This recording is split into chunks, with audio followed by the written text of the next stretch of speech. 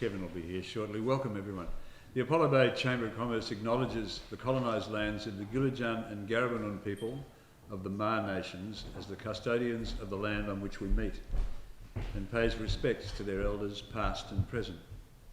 We commit to actively work alongside Indigenous peoples for reconciliation and justice for all Indigenous Australians.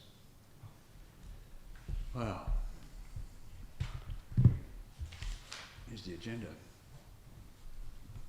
We're all here. The committee's all here with a couple of visitors. And we don't know how many people on the stream yet, but this is a first for us, so we're streaming rather than Zooming, whatever that means. Explain the difference. I could explain the difference. The difference is casual observers can catch you on the stream. Zoomers need your link and usually an invitation. Zoomers tend to participate more because they have a larger investment in the event. The streamers are probably eating their dinner or doing other domestic things that we would rather not know about. So do we actually list who's in attendance? Do we name them, or we just? I'm taking the list. You're taking the list? Okay, good. And there are no apologies from the committee, which is really nice, and no apologies from the tiny number of people we invited. And speaking of invited persons, it's a real delight to have Anne Howard here from the Colac Otway Shire. If COVID had permitted, we would have been in a bigger hall, sorry to Fane, with many more people, because there are lots of people who are keen to meet you and get the cut of your jib. Well, confirmation of the minutes. Can we move someone? Can someone do that? So people who were at the last meeting, yep, Sylvie and about 7 other people. Or Big Sally, yep. Always good to get Sally on the board. Yep. So they're moved and seconded. Yep. Wonderful. Any comment on any of those? No. Chat about the minutes. Magnificent, yeah. Magnificent minutes. Magnificent minutes. Yeah. No spelling mistakes. Lovely. So we'll take that as passed. Yep. I don't usually put reports together very often, other than on the fly. But I did have a bit of a think about the year that's gone by and where we are, and I've written a couple of things down, so I'll read them to you. It won't take long. We have a new little feature on our new website called the Member of the Month. It's the Chamber's way of acknowledging an enterprise that shines a little brighter than most. And our first winner is the Little Crumb Bakery.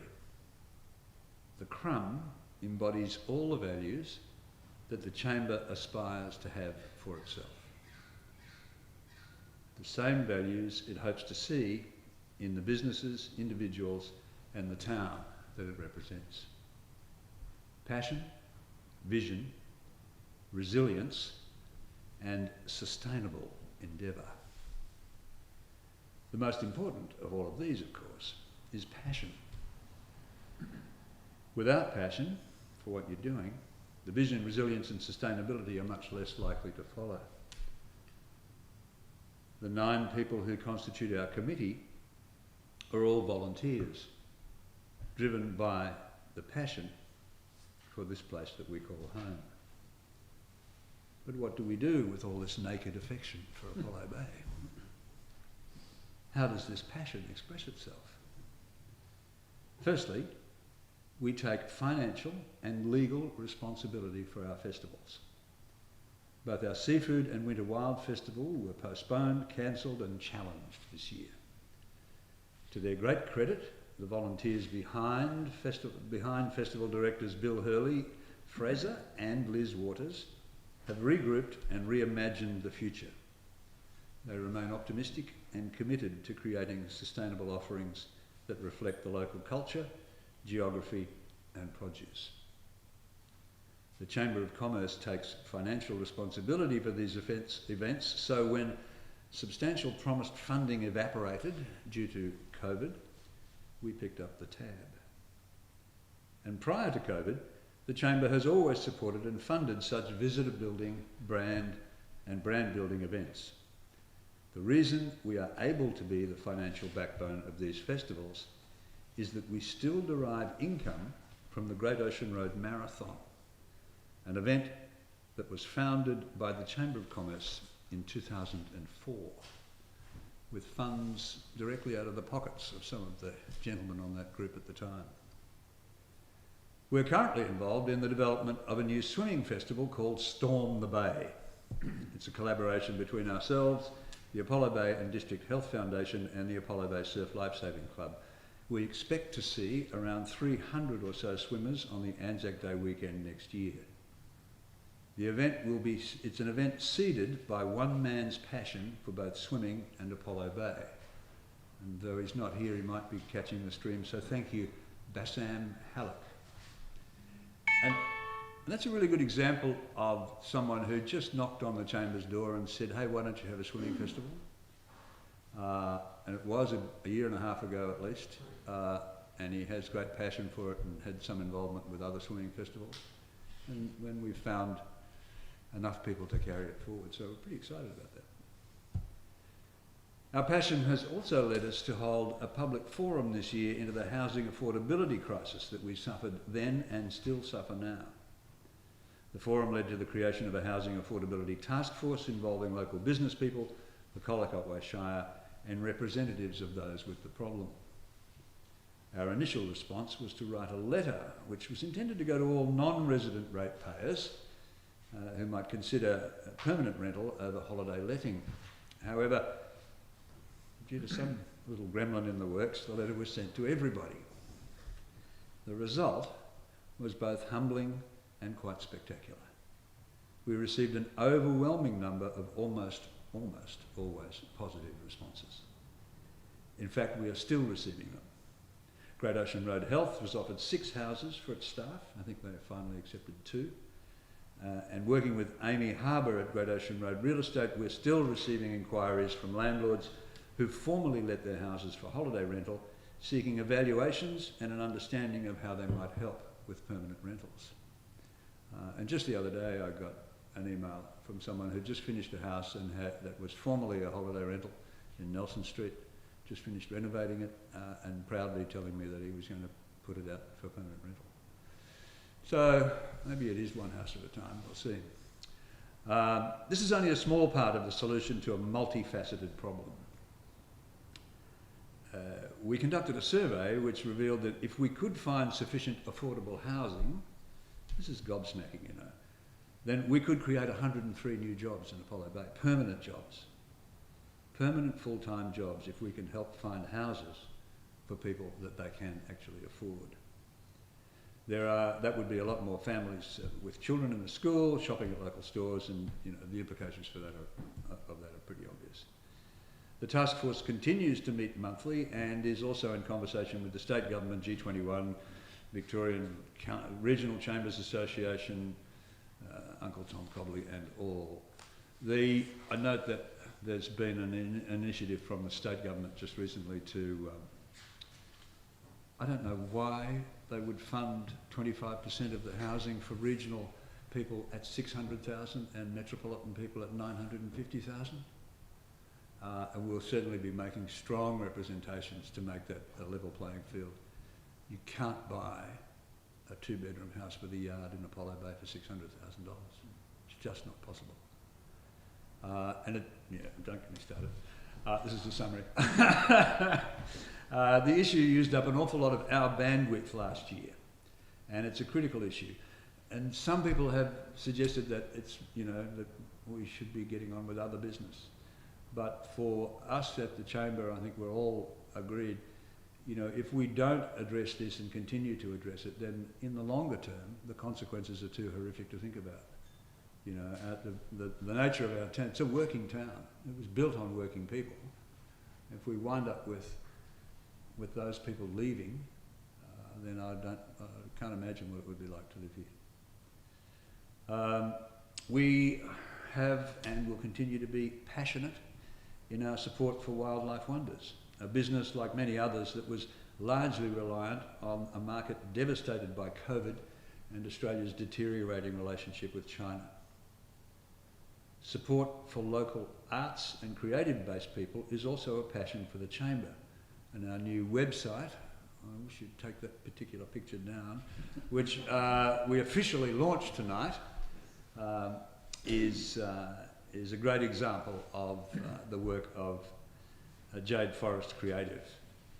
This new site will be a portal by which members and the wider public can easily access Chamber information, and at its heart will be an extensive member directory, and some of us are on it already, that integrates seamlessly with your Facebook, web and Instagram pages. And through this new site, members will also be able to access digital marketing tutorials, industry tips, updates and more. And we've put together some videos that are Zoom interviews with people about the way they use digital media, and we'll be doing more of that kind of stuff and making it available to members.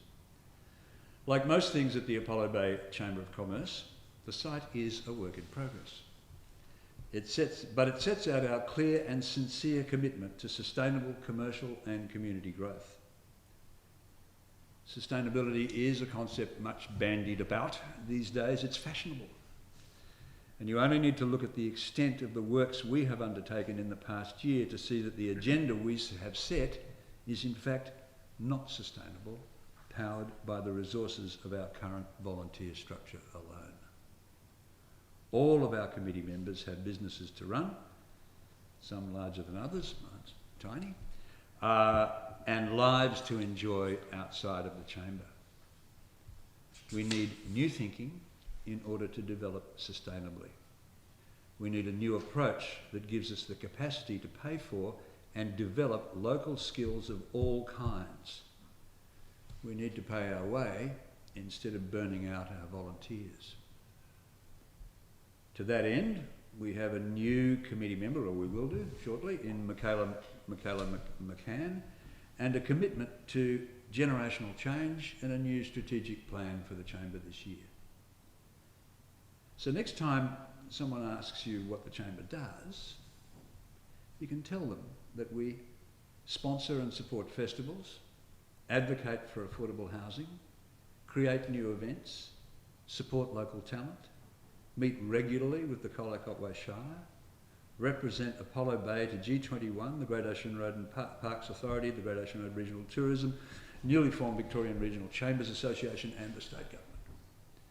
We respond to member and community requests for help around issues with planning and development, and we work to build a more sustainable business model for the Chamber of Commerce itself, so we don't all get burnt out. So that's how we employ our passion. Finally, I just wanted to say something about COVID vaccinations. There is a challenging issue for local businesses and individuals around the legal requirement to be vaccinated to work and visit places of recreation and entertainment. Apollo Bay is a small town, and we have a proud history of being able to disagree, passionately of course, but still be civil, respectful, and even cooperative with folks who hold different views. There's strong evidence for that in the co-op over the way, the fishing co-op, one of 3 remaining out of 40 odd that were founded. These are men that probably on a bad day would have happily cut each other's throats, and yet they worked together, they resolved their differences, and they saw the common good as more important than any individual differences they may have had. So even as the Chamber grows younger and broader, we are committed to retaining inclusion and respect. That's really important, as a cornerstone of our culture. We will always comply with the law of the land, but we will do it as best we can without contributing to division or disrespect for those that hold different views. I think that's, if nothing else comes away from this for us to think about and for us to employ, it's a vexing issue, but to continue to actually to not mark people down for the views they hold will be an achievement in itself, but it's worth trying for, I think. Thank you. That concludes my report.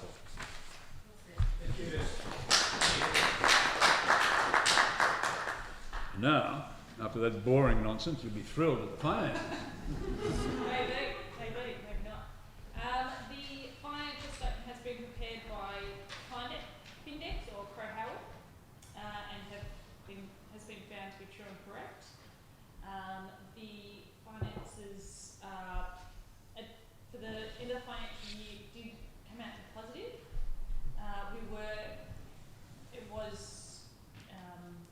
It was good to see the Great Ocean Road Running Festival come about again in May, which meant that we were able to gain an income from that, as we had not received any income prior from memberships or from the Great Ocean Road Regional Tourism Association.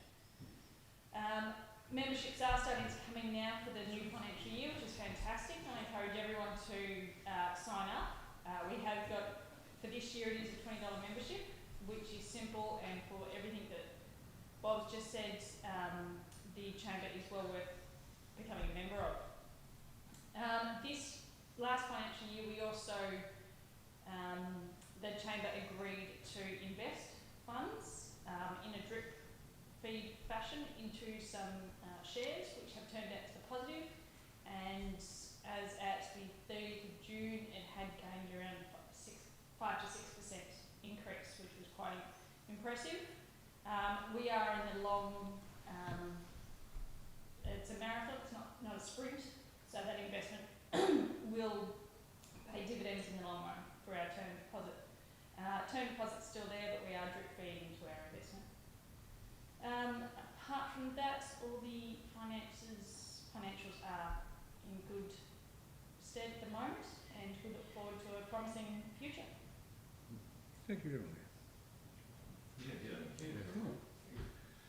It's nice to feel that little underpinning of financial security, isn't it?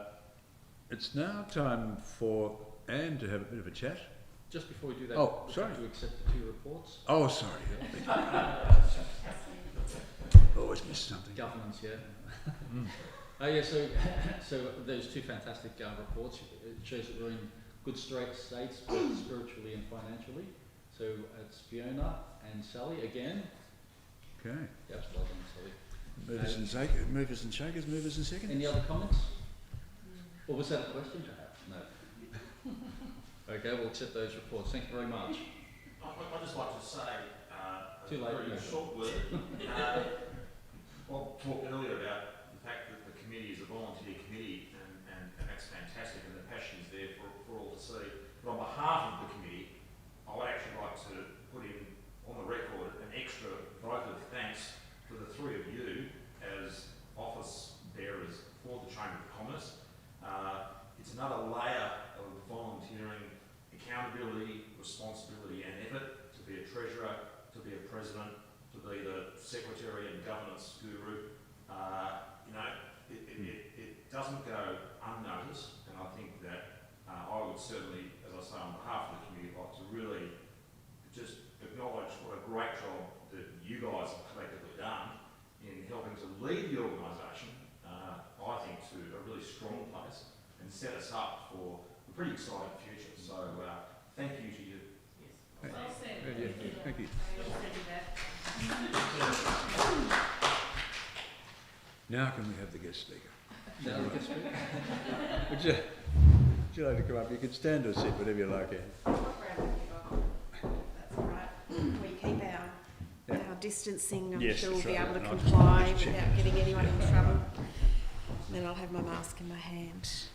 So first of all, thank you very much for inviting me to come and introduce myself this evening. I would like to also acknowledge the Gadiwinood and the Gulbajan people as the traditional owners of this land where we are gathering tonight, and I want to acknowledge their care and their wisdom as they have looked after this land for so long that we now all get to share.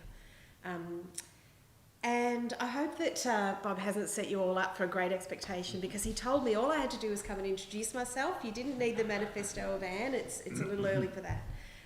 So that's what I thought I would do, is just say hello. Absolutely. Let you perhaps learn a little bit about who I am. I would like to maybe touch on just a few little normal things that we can't avoid discussing, like housing and COVID, and so here I am. So I have been with Colac Otway Shire as the CEO for 8 weeks now, and it's kind of a surreal 8 weeks. Sometimes it feels like 8 months or 8 days. I can't decide if I've been here a long time or just arrived today, because it's just the bizarre, I think, time that we're in. But I'm delighted to be the CEO for Colac Otway Shire. And part of that delight comes from just my background. I am a country girl. I grew up in northern Victoria. Did my schooling in northern Victoria. My family has been around Echuca for a long time, about 150 years after it left Aries Inlet, where we actually started. So we started on the coast, came down to the coast for holidays. So I'm a country girl. And I have lived and worked over much of Australia, including a number of years in Melbourne. And I know that, my mission, I think, is really just to try and contribute to regional communities and to help make regional communities successful. That's what I'm pretty passionate about. So by trade, I'm an engineer, and you can take the girl out of engineering. You can't take the engineering out of the girl, I think. So there's a bit of that in me. Whoever meets me might be able to see that at times. So I left my country town, went off and went to the big smoke, as country kids do, and I know that your country kids will do that. And that you will hope, like my parents hoped, that you've made boomerangs that come back, perhaps.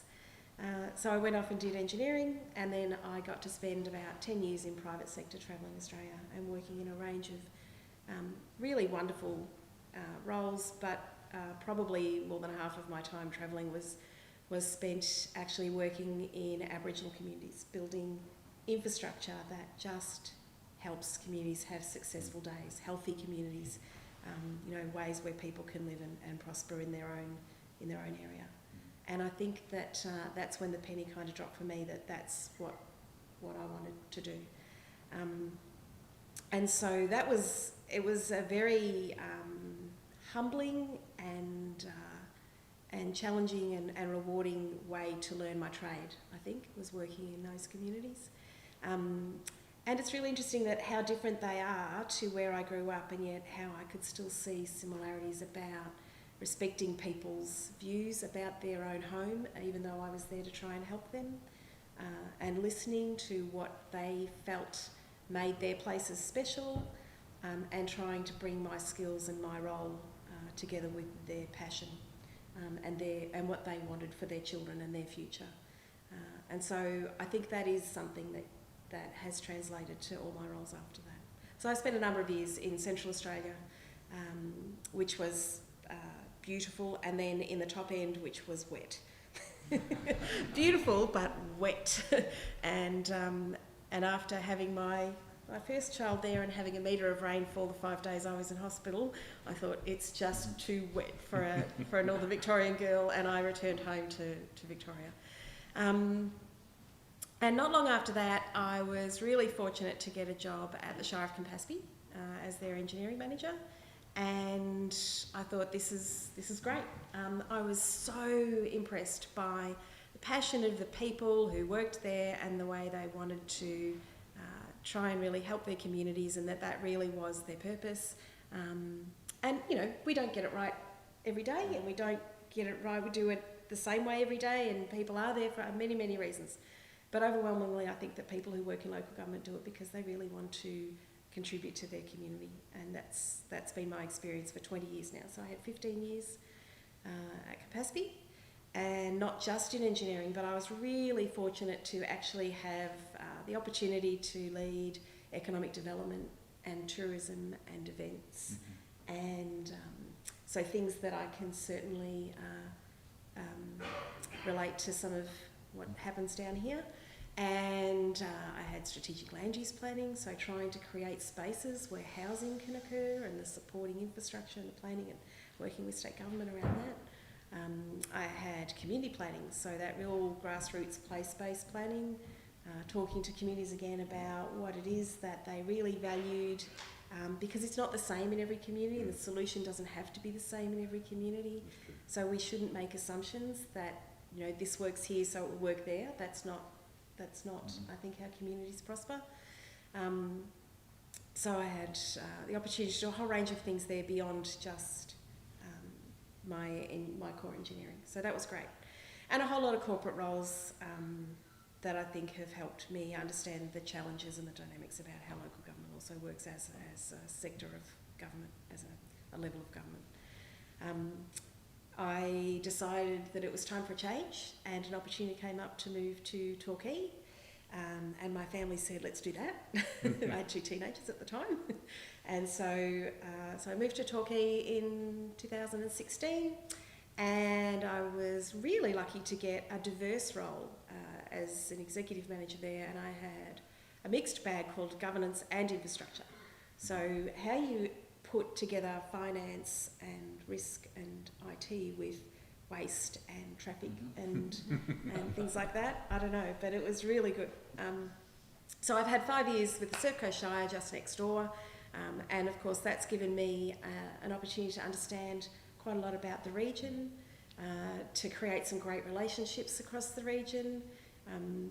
I think that the collaboration between not just the councils in this region, but also a whole variety of other partners, be that local chambers, local community groups, community houses, health services, you know, the partnerships that local government have are quite amazing. They're so diverse, but they need to be, because our role is not just one thing. And so I've really enjoyed getting to know the region. I think that it's an amazing part of our state. It has such diversity, it has such strength, but I think also it's been really innovative. I think that whilst there have been many, many challenges, we can look at this part of the state and say, you know, how innovative it's been, how it has embraced its creative sector, how it has embraced, you know, so much about, you know, whether that be renewable energy or just different ways of doing work, and being willing to sort of take a bit of a leap. And I think that is truly led by the people who live here. And I think we're really blessed to have some amazing skills and experiences in our region. So having come from Surf Coast, where we've had that diverse mix of coast and hinterland, I'm now feeling really excited to see how that works just a little bit further west at Colac Way. So that's a bit about me and my history and why maybe I'm excited to be here. It's great to hear, Bob, you talk about events. We spoke briefly at the start of last week about events, and you know, it's been really tough.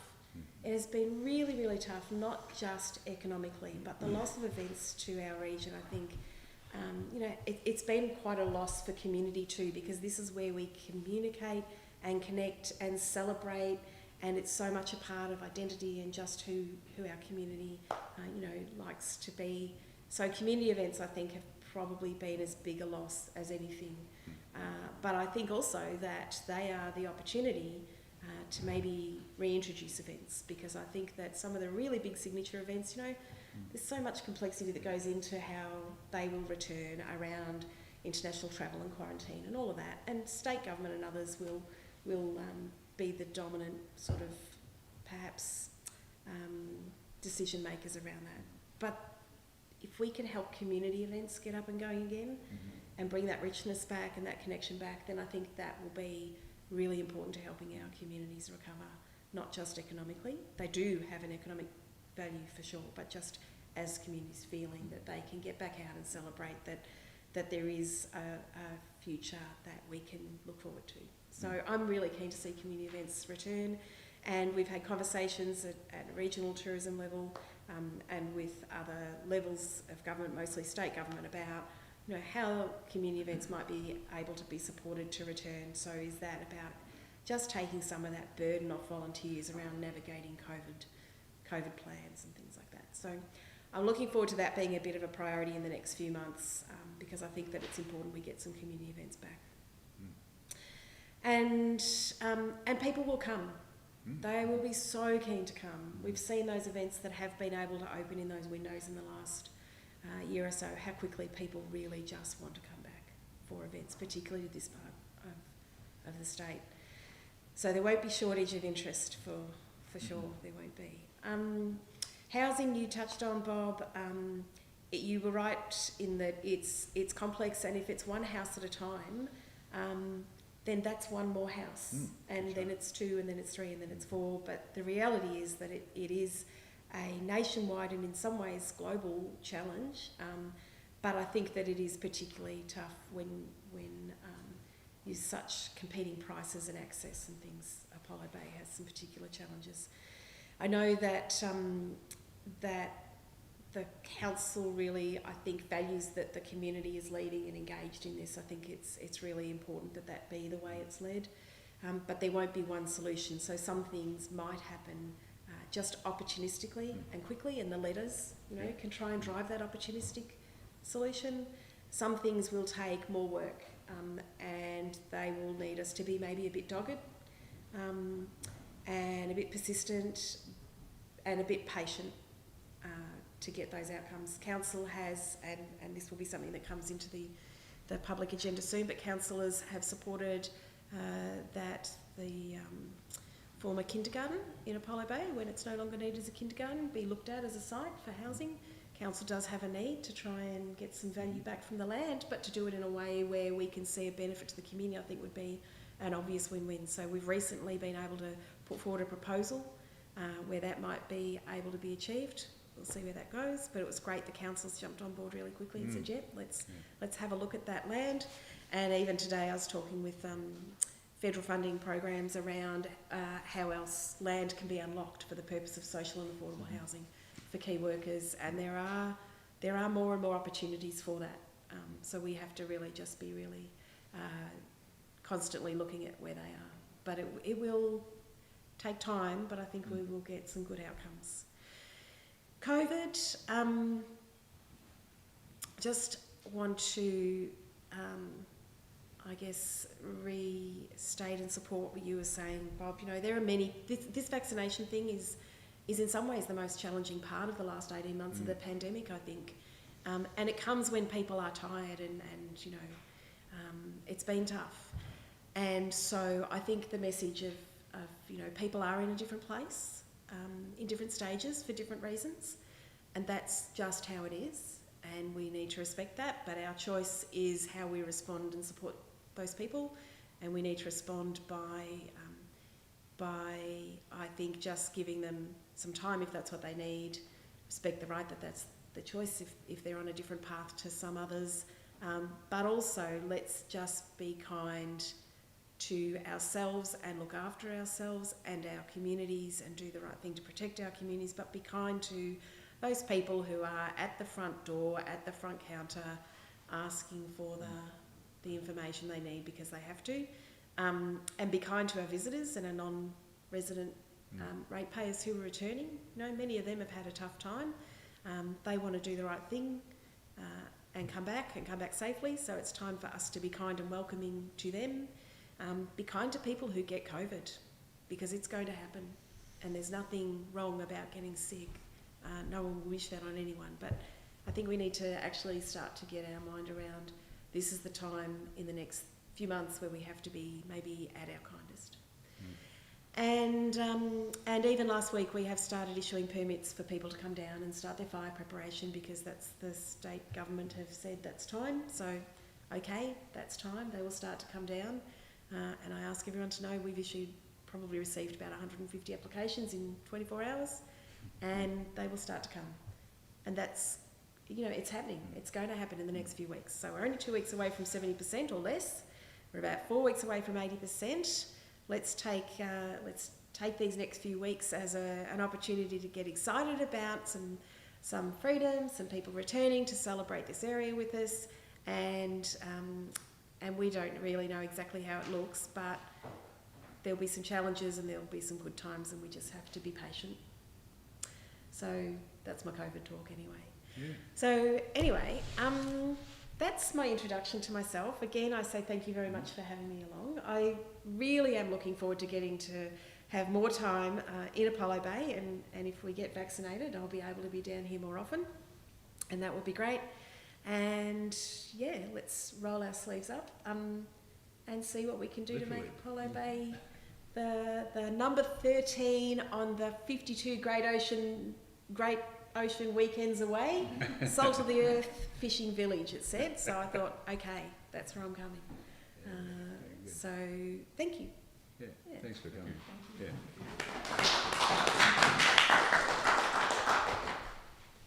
Move off. Yeah, you don't have any not too curly questions for Anne? Happy to take some. I've got one. Sure. Pardon my ignorance, Anne. With the permits that have been issued for the people to come and do their fire, is that property sort of like residential in Apollo Bay? So it's across all of the state, Yeah. and where people have properties in BMO, so bushfire management Yeah. overlay areas, or bushfire prone areas, BPAs, then they are eligible to get a permit from local government to come for a window to do fire prevention maintenance. So Okay. what I've just probably speaking, jumping the gun a bit, but do we need to sort of put something out there, because obviously people taking advantage of it to come down, and that's fine, that's fantastic. Should we sort of say to people, you might see your neighbours that you haven't seen for a while, Yeah. to welcome them, Yeah, rather some- than sort of yeah. stand there with the... Yeah, look, it's stand there with the gun and say, what the hell do you think you're doing? Yeah. Yeah. Put it out there that you might see someone that you haven't seen for quite a while. It's a really great point. So the Premier announced this. We were told on Wednesday it wouldn't be announced, and it got announced on Thursday, and they started ringing on Friday. Okay. So we were scrambling for the permits and letters and everything. No, But no. it's a great point. If we haven't put anything out on social media yet, we need to let people know that there will be those faces back, and that's before the roadmap says that people will return. If they come, we should assume they've come with a permit, because we're not knocking people back if they're in a BMO. You want your community to start to get ready. And even though I know that fortunately at this stage the fire season doesn't look too bad, people still need to take responsibility for their properties, and they're able to come. So we should Yeah, take that's up a good point, so that point. we'll do some comms. Just on that, because I know that this happened last year, but the rules were really strict, like you can go and mow your lawn and break up the weeds, and you're not allowed to go to the shop, you're not allowed to do anything with your Yeah, and site. they had the ring of steel, and the police were there, and all of that. So is it like that again, or what's the rules around it? Can I take some of the specific rules on notice, Marcus? But look, we don't have the ring of steel, and we don't have the police, right? But I think also we know that people are also, they've just got some of their kids back to school. They're not rushing down if they don't have to. Many of them. But it's similar. It's similar. They get a window to arrive. They're supposed to do what they're supposed to do. They need to bring their rules with them, which is normal, as they did last year. All of that's the same. It's just that you don't have that line to cross. So in the same way that we put a sign up that said "Welcome back" when before Delta, and made a video to that event, then we just have we have to be our best selves, and trust, and let people know that they're back to do their fire prep, and trust that that's what they're here for, and help our community be less fearful about that. The point of the one is like if there's people rock up in Sally's bakery and get a scallop pie, which is completely understandable. Like should the staff there How do you They shouldn't. staff know whether they've got a permit to come down? Do they have a permit on them that they show? Or are you asked like everyone else? They're still supposed to abide by the licence, and I don't think their permit actually allows them to go against those rules of not being, you have to be local. So they might have to bring enough food. I'm not sure. I said I'll have to take some of that on notice. I think it probably... Oh, we'll send you some details. Yeah. If they are from Melbourne and they're allowed to be here, they still have to abide by the Melbourne restrictions. Yeah, right. So we can serve them that's straight right. away.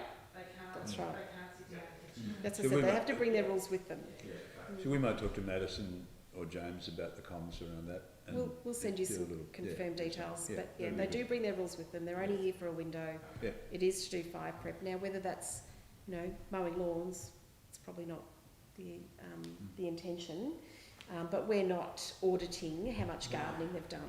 Yeah, it's all, I think it's just to help stop unnecessary aggravation and stop people sort of being put in awkward positions. Yeah. Particularly, I think the concern I've got is really, it's the frontline staff. Yep. It's the poor, often young people who are working in these shops who are frontline, and they're not really equipped to deal with this sort of interrogation. It's very challenging. It is. I agree. They do bring their rules with them. It'll be very interesting to see also how the vaccine economy trials that started this week. It's interesting to see how they go too. Not for the fire permit issue, but to help those people who are frontline hospitality learn how those kind of things might work in coming months. And do we know what dates they are allowed to come down? No, it depends on when they apply. Oh, okay. And last year they did have a similar arrangement, but it sort of landed just before Melbourne Cup weekend, which I think that's... If you want to apply to come down, you can do it, but it'll only be, you can only be there for what, 48 hours or something. Yeah. Last year it was 3 days max. So that's very So we're in danger of putting Anne and ourselves to work here. Yeah. And Send this you is the at details. AGM. So we'd just like to say, thank you very much and congratulations, because now that you're part of the Apollo Bay community, which is, as we all know, the heart of the Great Ocean Road. So welcome to the heart of the Great Ocean Road. And with my festival hat on, just like to say how much we're looking forward to putting the fun back into funding. Noted. Thank you. Thank you. Thank you. Thank you, Anne. Thank you very much. Okay, it's time for a bit of business. So we declare that we're vacant. Mm-hmm. Yep, I could be vacant. We spilled the positions. And then, Graham, you're going to sit in for this little... It puts me in charge. It puts you in charge, that's right. It's a frightening thought. I'd like to say a few words. Okay. Sure. It's pretty hard to follow you and Anne. Thanks, Anne, for coming down. I know this is Anne's first trip down, but she's been trying to come down for each of the last 8 weeks, and there's been something happened that's prevented that. I think you were locked down in Surf Coast at one stage and having to work from Torquay. But I think we're very lucky to have Anne, to have poached Anne from Surf Coast, and I was particularly pleased because I didn't want anyone who didn't have that, couldn't smell that salt water, didn't have that salt water smell. And to grab someone from so close who understood all the issues around the Great Ocean Road Authority and all the things that we face along the Great Ocean Road. I think it was great to get Anne to move her down to where the better part of the Great Ocean Road, to the rather than up around Geelong. So that's fantastic, and so hopefully, Anne, you'll get down a lot more and get to know all these people here. They're a great bunch, and they'll put you on speed dial. In fact, I might divert my phone through to Anne because it runs hot at times. And secondly, on behalf of the community, I'd just like to say thank you to the Chamber as a whole and to the executive. The Chamber's filled a void. We haven't got an overarching community organisation, and the Chamber's stepped in. And I was thinking when Anne was talking, she said something about global problems or whatever. I think the Chamber sort of looks at the whole community, but it looks global also. So in this housing problem, we see there's a housing problem across the world. It's all down the east coast, Byron Bay and other places, and but the Chamber hasn't just sat back and said, well, let someone else solve it. They set up a task force and got the council involved and want to solve the problem themselves and realise that we have some unique problems down here because of our remoteness that many other communities don't have. We're just too far from anywhere else for workers to commute.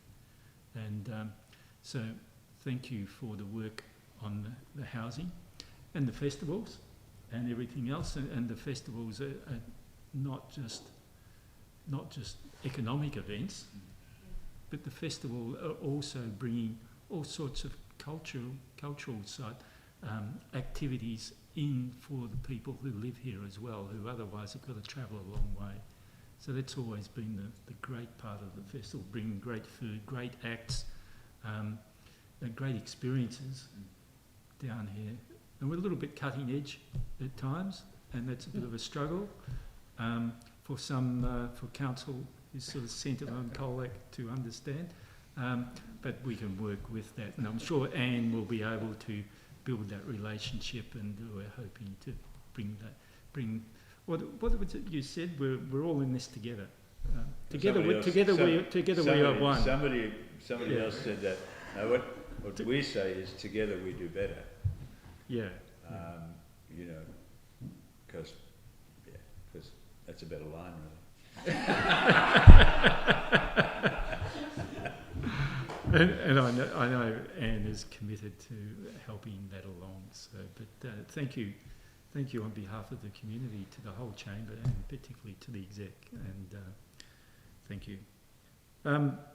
So we should go about the business of selecting a president.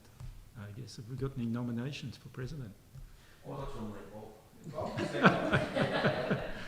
Are you happy to accept, Bob? Yeah, this will be the last year, I think. But yes. I think. Very good. Oh, yeah, It will be. that's captured. So who was that? Marcus and Justin? Yep. Yeah. And any other nominations? I tried. No. No. Before. No, I mean, we finished with